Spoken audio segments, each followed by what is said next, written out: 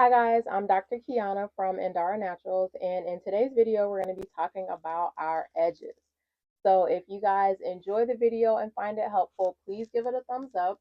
If you have any questions or comments for me, you can leave those in the comment section below. And if you're looking for our organic natural hair care products, you can find the links to those in the description box under the video. So I do get a lot of questions about how to regrow edges. So we offer at Andara Naturals two hair growth oils. One is a regular strength oil, is called our Soothing Growth Oil.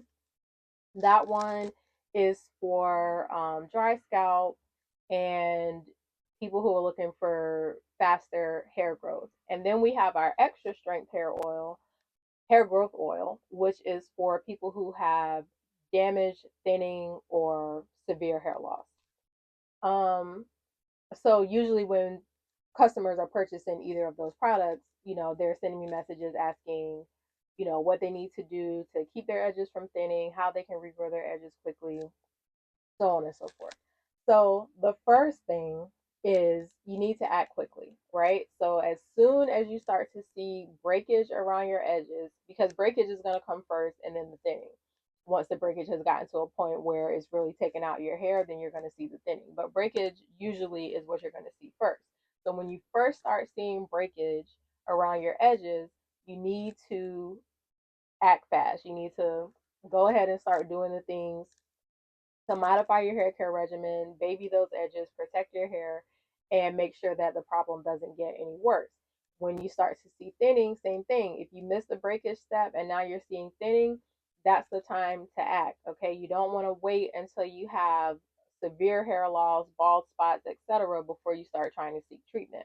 What I see a lot of the time is people will start to get breakage and then they just camouflage it.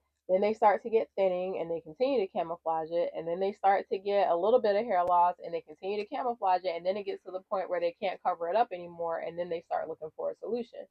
The problem with that is the longer your hair goes with whatever is causing the loss or the breakage, right? If it's tight styles, if it's mishandling your hair, combing too much, brushing too much, whatever it is, the more you do it, the more stress you're causing to your hair follicles. And once those follicles are damaged to the point where they're no longer functional, those hair follicles are dead basically, it's very difficult, if not impossible, to regrow hair in that area.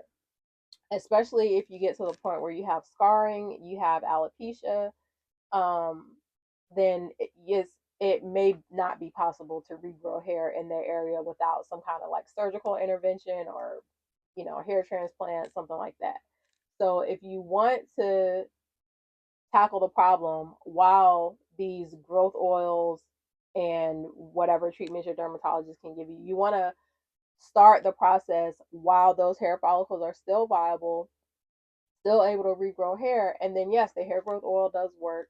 Um, but it's not going to work if you have scarring over your hair follicles, because there's no way for any hair to come through if the follicle is scarred over. So you don't want to let it go that far. You want to act quickly as soon as you start to notice that there's a problem. That's number one. Secondly, you want to stop doing whatever you were doing to cause the breakage or thinning or hair loss in the first place. I, surprisingly to me, I don't know if it's surprising to you, but it's surprising to me how often I get pushback on this. When I'm talking to customers and they're telling me, oh, I got my hair braided and then it made my edges come out, you know, can your growth oil help me? Well, yeah, it can, but you should stop getting your hair braided. And they're like, oh no, I want to keep getting my hair braided, but I'm just gonna use your oil. And I'm like, I mean, okay, that's what you want to do. It's your head. But if the braids were causing your hair loss and now you're trying to correct it, to me, the logical next step would be to hold off on the braids at least until your hair grows back. But you have to remember that your edges are fine, usually a lot finer than the rest of your hair. They're more fragile than the rest of your hair. Those hairs are usually shorter than the rest of your hair. So braiding, when you're pulling it tight and trying to get every little hair in there, that can cause a lot of stress on those hair follicles. And then if you're starting to regrow that area, that hair is still going to be very fragile. So if you're pulling on it while it's growing back to braid it, I mean, it's counterproductive. You're basically um, counteracting any progress that you would be making with any growth oil or whatever other treatment you're using.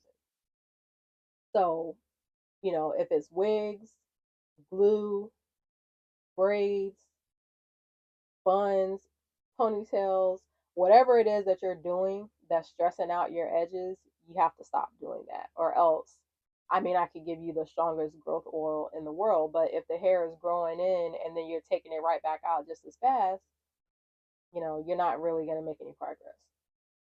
So you want to act quickly, stop doing whatever it is that you were doing, and then you want to put some measures into place to try to protect your hair. So using a silk scarf at night, not using cotton headbands. If you see this headband that I have, this is a pantyhose leg, like nylon.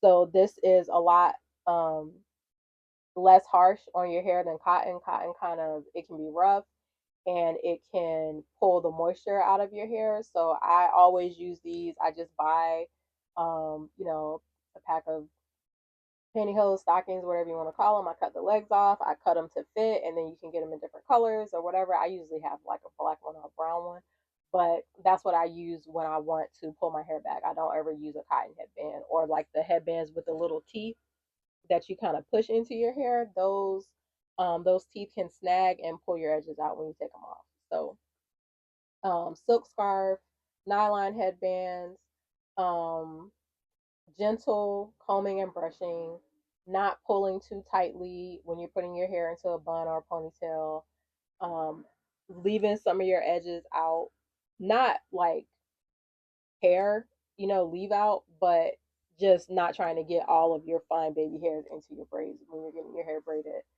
Um, those are the kinds of things that will protect your hair and keep your edges from breaking and thinning. Also, if you do wear a lot of buns and ponytails, you want to alternate the placement. So sometimes you can do a high bun, mid bun, low bun, side bun, whatever, but you don't want to always have it in the same. So you don't want to always be pulling your hair back tightly into a low bun. You want to alternate the placement. And then I like to, instead of pulling my hair as tightly as I can and then putting an elastic on it, I usually, I pull it back, but I try not to make it too tight. And then I just put a headband on the front so that it kind of still lays down, but it's not pulled so tightly into the ponytail holder. So this video is starting to get a little bit long. So I think I'm going to do a part 2 for how to use the growth oil to regrow your edges and any other techniques I have for regrowing your damaged areas. And then I'll record another video on how to regrow your edges. Okay?